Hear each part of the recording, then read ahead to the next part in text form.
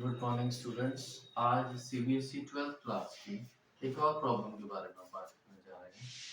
Goodwill calculate करते वक्त अगर प्रॉफिट के साथ आपको पास्ट ईयर्स की एडजस्टमेंट भी दे रखी है तो उसको कैसे सॉल्व करना है, गुडविल कैसे निकालनी है उसको जरा ध्यान से देखिए। कुछ एडजस्टमेंट्स हैं जो जिनको एडजस्टमेंट को करेक्ट प्रॉफिट निकालने के लिए उन एडजस्टमेंट को टैकल करना हमें आना चाहिए।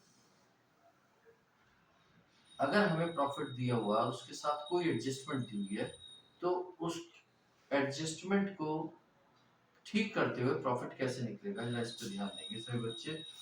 अगर आपको प्रॉफिट दिया हुआ है और उसके साथ कुछ चीजें प्लस या माइनस करनी होती है, जरा समझ लेते हैं।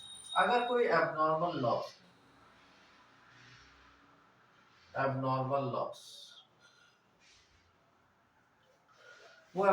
लॉस क्या हो सकता है? हो सकता है लॉस बाय फायर या theft etcetera, loss by theft हो सकता है। अगर इस तरह का कोई लॉस है तो उसको उस साल के प्रॉफिट में ऐड करना है। ऐड क्यों करना है, जरा ये भी समझ लीजिए। ये एडजस्टमेंट रटने की जरूरत नहीं है, आपको समझने की जरूरत है कि ये प्लस या माइनस क्यों की जा रही है। फर्म ने काम किया, अच्छा प्रॉफिट अर्न किया, मान लीजिए प्रॉफिट हुआ 50,000, पर पता चला कि प्रॉफिट 50 हुआ पर 5,000 रुपए हमारे लॉस बाय फायर था। तो एक्चुअली फर्म ने प्रॉफिट कितना अर्न किया होगा? 55। 5 लॉस बाय फायर कंसीडर किया होगा while calculating profit loss.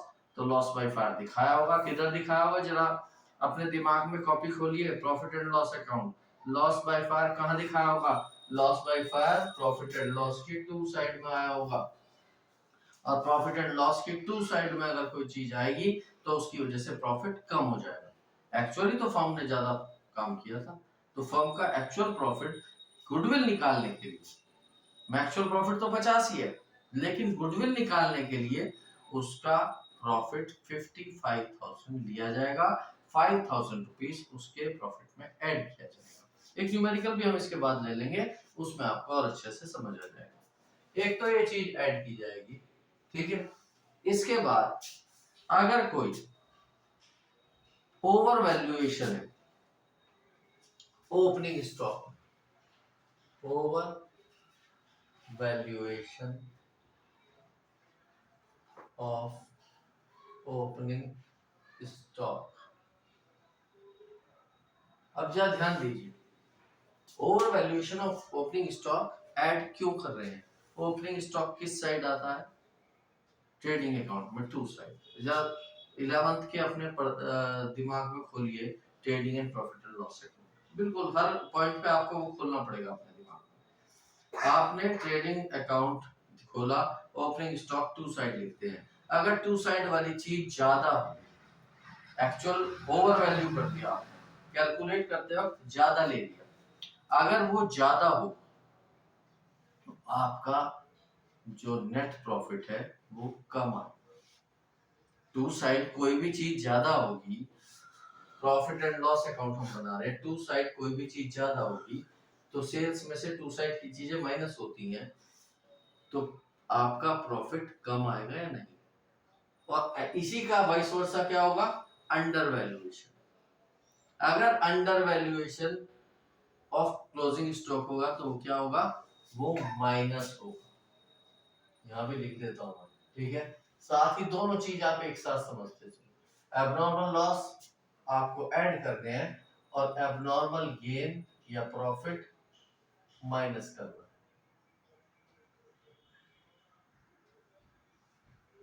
Gain या प्रॉफिट जो बिजनेस के ऑपरेशन से रिलेटेड नहीं है, अगर ऐसा कोई गेन है तो वो आपको माइनस करना है, ठीक है। वो गेन कौन कौन से हो सकते हैं, जरा उसे भी देखते चले हमें, ठीक है।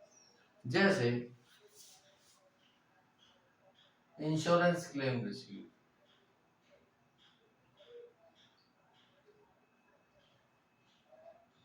आपको कोई इंश्योरेंस क्लेम मिल गया तो बिजनेस के ऑपरेशन से रिलेटेड नहीं है, तो वो क्या होगा? माइनस होगा। इस तरह की कोई भी चीज माइनस होगी। फिर under valuation of opening stock, under valuation of opening stock. और बहुत ध्यान से समझिएगा, फिर से आ जाते हैं हम अपने trading and profit and loss account पर। दिमाग में खोलिए trading and profit and loss account. अगर आपका ओपनिंग स्टॉक कम किया गया है, अगर 5,000 की जगह 3,000 ले लिया गया, अगर यहाँ पर टू साइड 5 की जगह 3 ले लिया, तो जब सेल्स, इधर सेल्स में से सब माइनस होते हैं, आपको पता है सेल्स और क्लोजिंग स्टॉक में से माइनस होते हैं। तो जब ये माइनस वाला कम हो गया तो आपका प्रॉफिट एक्स्ट्रा बढ़ गया होगा। और हमें कौन सा प्रॉफिट लेना है, जो बिल्कुल करेक्ट हो, जो बिजनेस जितने के लिए उसने काम किया हो। तो ये क्या होगा, माइनस। और एक और बात समझिएगा, अगर ओवर वैल्यूएशन है ओपनिंग स्टॉक, ओपनिंग स्टॉक बढ़ा कर लिया गया है, ठीक है, तो इतना इफेक्ट नहीं होगा। यहां पर समझिए, क्लोजिंग स्टॉक में आते हैं तब आपको बताते हैं, ठीक है। ओपनिंग स्टॉक का तो आपने समझ लिया। नेक्स्ट है, ठीक है, अगर कोई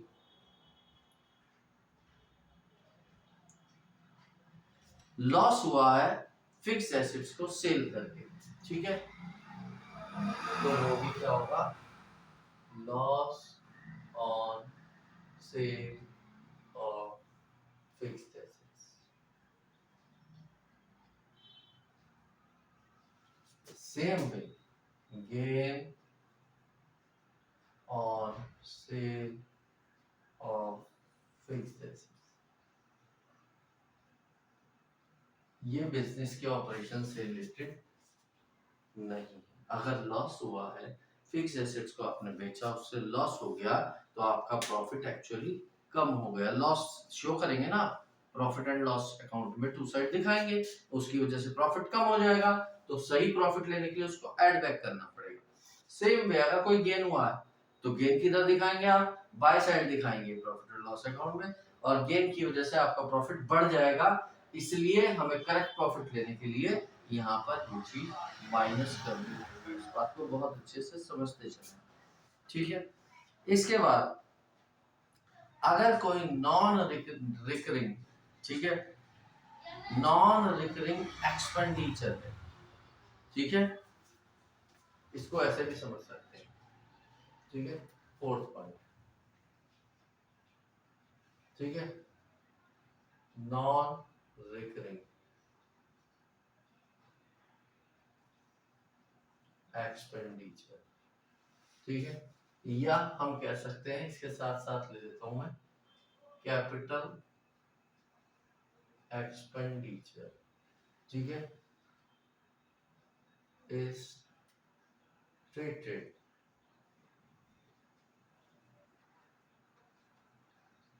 एज रेवेन्यू एक्सपेंडिचर, ठीक है, तो वो भी ऐड होगा। अब ये जरा ध्यान से समझ लीजिए, नॉन रिकरिंग एक्सपेंसेस कौन से होते हैं, जो बार बार होने वाले नहीं होते, ठीक है।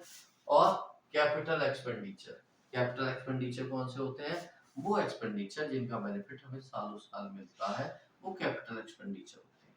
इसका बहुत अच्छा एग्जांपल आपने 11th क्लास में पढ़ा है। मान लीजिए आपने बिल्डिंग का एक्सटेंशन करा, बिल्डिंग बढ़ा दी, एक माला ऊपर और बढ़ा दिया अपनी फैक्ट्री में या अपने ऑफिस में, ठीक है, और उसको आपने by chance, by mistake revenue expenditure मान लिया, रिपेयर में ले लिया, जबकि यहाँ होना क्या चाहिए था, बिल्डिंग में ऐड, तो आपकी बैलेंस शीट में ऐड होना चाहिए था, और आपने रिपेयर ले लिया, तो रिपेयर कहाँ आएगा, प्रॉफिट एंड लॉस में टू साइड आएगा, और रिपेयर टू साइड डालने की वजह से, ठीक है, उसे रेवेन्यू मान लिया ना, रेवेन्यू एक्सपेंडिचर कहाँ आते हैं, रेवेन्यू एक्सपेंडिचर आते हैं प्रॉफिट एंड लॉस अकाउंट में टू साइड, और कैपिटल एक्सपेंडिचर कहाँ आते हैं, कैपिटल एक्सपेंडिचर आपकी एसेट्स में ऐड हो जाते हैं, ठीक है ना। तो आपने क्या करा, था तो कैपिटल एक्सपेंडिचर, उसका बेनिफिट सालों साल मिलना था, बिल्डिंग बढ़ गई थी आपकी, बिल्डिंग में ऐड करना चाहिए था, लेकिन आपने उसे क्या, रिपेयर में डाल दिया, और रिपेयर में डालने की वजह से क्या हो गया, टू साइड होती है प्रॉफिट एंड लॉस में, आपका प्रॉफिट उसकी वजह से कम हो गया, तो इसलिए ये ऐड करेगा। इसका वाइस वर्सा इधर आ जाएगा, क्या, ठीक है, non recurring gain,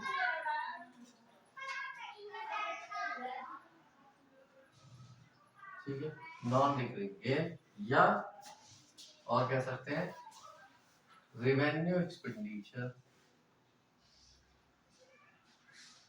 treated as capital expenditure।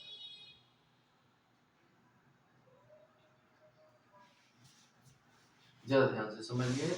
अब रेवेन्यू एक्सपेंडिचर, बिल्डिंग रिपेयर ही कराई थी तो रिपेयर में लिखना चाहिए था, टू साइड आना चाहिए था, लेकिन उसे क्या करा, उसे कैपिटल एक्सपेंडिचर शो करते हुए बिल्डिंग में ऐड कर दिया, ठीक है।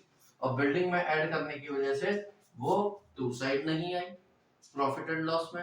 टू साइड नहीं आने पे क्या होता है, जब एक्सपेंसेस कम हो जाएंगे तो प्रॉफिट बढ़ जाएगा, और प्रॉफिट करेक्ट नहीं आएगा, और प्रॉफिट कम हो जाएगा, कम होने और प्रॉफिट ज्यादा हो जाएगा, सॉरी।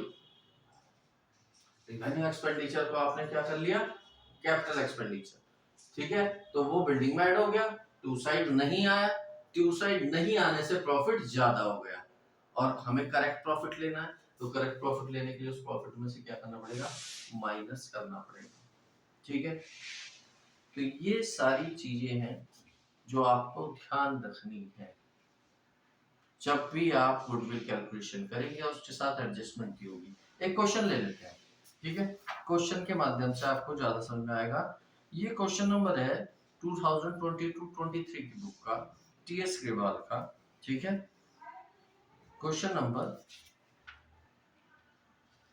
8 है, मधु एंड विधु, ठीक है। नेक्स्ट बुक में हो सकता है 2-4 नंबर आगे पीछे हो, जो करंट बुक है 2023-24 की, उसमें आगे पीछे पार्टी सेम होगी। मधु और Vidhu are partners sharing profits in C2, they decide to admit Manu as a new partner on 1st April 2022 from the following terms. Manu will give 2/5 share of the profit. Manu को कितना दिया जाएगा, he will be given 2/5 share of the profit. Goodwill of the firm be valued at 2 years purchase of average normal profit of 3 years. 3 साल के profit का average निकाल के 2 years purchase पर आपको कैलकुलेट करना है, ठीक है। प्रॉफिट दे रखा है हमें 3 साल का, ठीक है। 2021-22 का प्रॉफिट है आपके पास, वो प्रॉफिट दे रखा है आपको 30,000 प्रॉफिट, ठीक है, ऊपर लिख देते हैं, प्रॉफिट है आपके पास 30,000, ठीक है। उसके बाद एक एडजस्टमेंट दी हुई है, क्या एडजस्टमेंट है, प्रॉफिट 30,000 तो है, after debiting loss of stock by fire 40,000, 30,000 का प्रॉफिट है, और ये तब है जब लॉस बाय फायर, स्टॉक आग में जल गया 40,000 रुपए का, तो एक्चुअल प्रॉफिट कितना रहा होगा, तो यहाँ हमें एडजस्ट करना है 40,000। ये क्या, loss by fire, abnormal loss, क्या करेंगे 40,000 ऐड कर देंगे, ये क्या है, एबनॉर्मल लॉस, तो एबनॉर्मल लॉस को ऐड करेंगे, तो 2021-22 का प्रॉफिट हो जाएगा 70,000। फिर 2020-21 का प्रॉफिट दे रखा है, ये प्रॉफिट दिया हुआ है आपको 80, लॉस दिया हुआ है, ठीक है, लॉस है, तो माइनस का 80,000 लॉस, ठीक है। और इसमें क्या रखा है, इंक्लूड्स वॉलंटरी रिटायरमेंट कंपनसेशन पे 1,10,000, वॉलंटरी रिटायरमेंट कंपनसेशन पे की गई है 1,10,000 की। अब ध्यान से समझिएगा, जब 1,10,000 की वॉलंटरी रिटायरमेंट कंपनसेशन पे की जाएगी, ये नॉन रिकरिंग है, ये बार बार होने वाली एक्सपेंडिचर नहीं है, पर इसकी वजह से हमारा प्रॉफिट कम हो गया, रादर लॉस में पहुंच गए। 1,10,000 ये नॉन बिजनेस एक्सपेंडिचर है, ठीक है, नॉन बिजनेस, बिजनेस से रिलेट नहीं करता, ठीक है। तो यहाँ पर ये वाले 1,10,000 ऐड हो जाएंगे, और प्रॉफिट आ जाएगा 30,000 का, ध्यान से समझिएगा, ये नॉन रिकरिंग है नेचर में, नॉन रिकरिंग का कोई एक्सपेंडिचर होगा तो वो प्लस किया जाएगा, इसलिए हमने इसमें प्लस कर दिया। नेक्स्ट है थर्ड ईयर 2019-20 में जो प्रॉफिट है वो दिया हुआ है हमें प्रॉफिट 1,10,000 का, और 1,10,000 का प्रॉफिट के आगे एडजस्टमेंट दी हुई है, ठीक है, including A gain of 30,000 on sale of fixed asset. कोई फिक्स्ड एसेट थी पुरानी, वो बेच दी, जितनी उसकी बुक वैल्यू थी 30,000 से ज्यादा में चली गई, अब ज्यादा में गई है ना, तो किधर आई होगी प्रॉफिट एंड लॉस अकाउंट में, बाई साइड उसका गेन ऐड हुआ होगा, और क्योंकि उसका गेन ऐड हुआ है इसकी वजह से प्रॉफिट बढ़ गया, तो ये नॉन बिजनेस इनकम है, एबनॉर्मल गेन है ये हमारा। एबनॉर्मल गेन को क्या करेंगे, माइनस करेंगे, कितना है ये है हमारा 30,000 यहाँ माइनस हो जाएगा, तो ये इस साल का जो करेक्ट प्रॉफिट है, जो फर्म ने प्रॉपरली बिजनेस ऑपरेशन से अर्न किया है, वो प्रॉफिट हो जाएगा 80,000। ठीक है, अब हमें गुडविल का फॉर्मूला पता है, गुडविल इक्वल्स टू, ठीक है, एवरेज प्रॉफिट का फॉर्मूला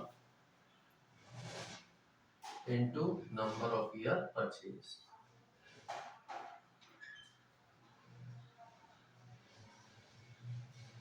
ठीक है, और average profit into number of year purchase, average profit हमारा कितना आ जाएगा 70/38, तो एवरेज प्रॉफिट क्या निकाल लेता हूं मैं, एवरेज प्रॉफिट सारे प्रॉफिट को जोड़ देता हूँ, 1,80,000 अपॉन 3 नंबर ऑफ ईयर्स, तो ये हो गया 60,000, और कितने ईयर्स की परचेज पे निकालना है हमने, 2 ईयर्स परचेज पर इसे कैलकुलेट करना है, तो आपका आंसर आ गया 1,20,000।